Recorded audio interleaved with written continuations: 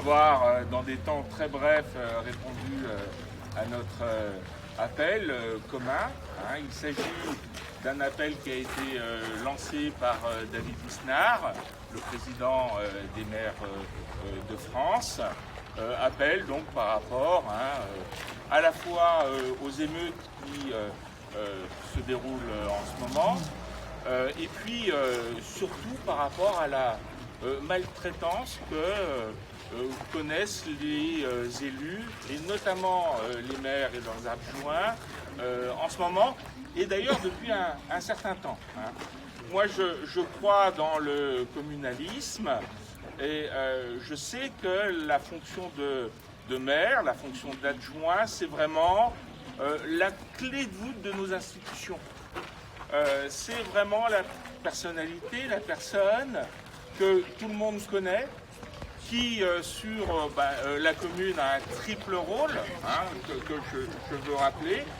C'est d'abord le chef d'une entreprise, alors c'est pas une entreprise privée, c'est une entreprise publique, qui offre des services la plupart du temps gratuits aux habitants, et donc c'est une fonction qui occupe beaucoup. C'est l'exécutif du conseil municipal.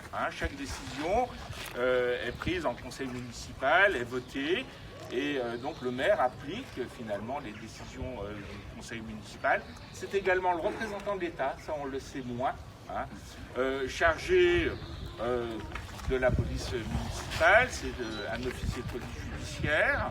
Et puis le maire, c'est aussi, et j'allais dire surtout pour les habitants, une super assistante sociale ou un super assistant social. C'est quelqu'un qu'on vient trouver dès l'instant où on a des problèmes, d'ailleurs qu'ils soient d'ordre privé, d'ordre financier, d'ordre public, et ça permet de régler moult situations qui sont parfois conflictuelles. Donc on a vraiment une institution qui date de la Révolution française, au cœur de notre Constitution, et c'est vraiment un rôle auquel on tient, d'où l'objectif de ce rassemblement, de défendre ce rôle de maire. La goutte d'eau qui a fait déborder le vase, c'est le maire de L'Haÿ-les-Roses qui a été sauvagement, dont la famille d'ailleurs, a été sauvagement agressée la nuit à 1h30 avec la volonté de détruire sa maison, avec la femme et les enfants de 5 ans et de 7 ans qui ont dû fuir. Sa femme s'est cassé la jambe, elle s'est fait opérer hier. Enfin voilà, une situation qui nous semble vraiment inacceptable, qu'on ne peut pas accepter. Et qui sont commises en ce moment par une sorte de horde, un peu sauvage, sans but, avec des destructions de mairies, des destructions de salles de sport, des destructions d'écoles, des destructions de maisons des jeunes, des destructions de commerces, avec des pillages.